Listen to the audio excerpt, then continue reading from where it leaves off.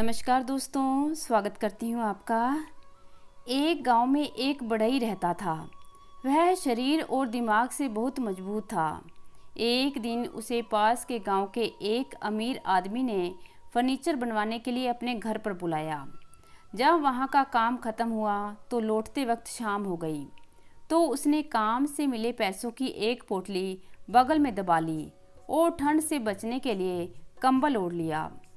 वह चुपचाप सुनसान रास्ते से घर की ओर रवाना हुआ। कुछ दूर जाने के बाद अचानक उसे एक लुटेरे ने रोक लिया। डाकू शरीर से तो बड़ई से कमज़ोर ही था, पर उसकी कमज़ोरी को उसकी बंदूक ने ढक रखा था।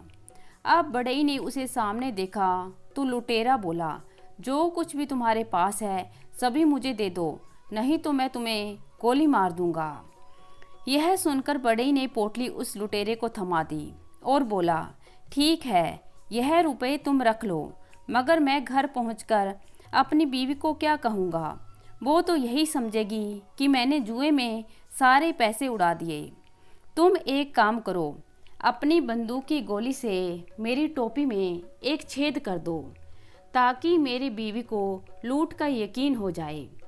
लुटेरे ने बड़ी शान से बंदूक से गोली चलाकर टोपी में छेद कर दिया।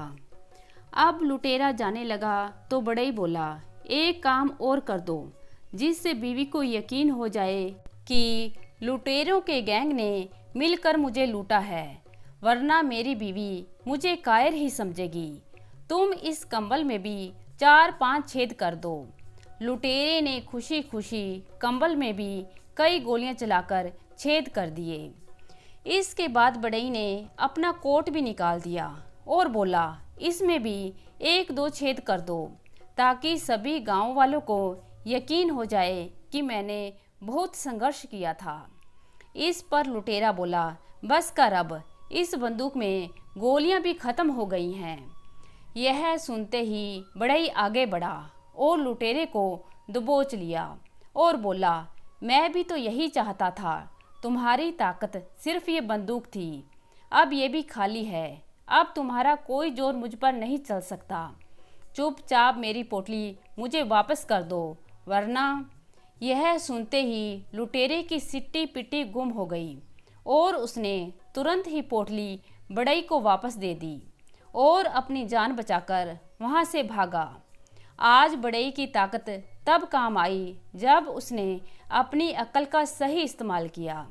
तो दोस्तों, इस कहानी से यह सीख मिलती है कि मुश्किल हालात में भी घबराना नहीं चाहिए, बल्कि अपनी सूझबूझ से काम लेना चाहिए, जिससे आप मुसीबतों से आसानी से निकल सकते हैं। आशा करती हूँ कि आज की कहानी आप पसंद करेंगे। धन्यवाद।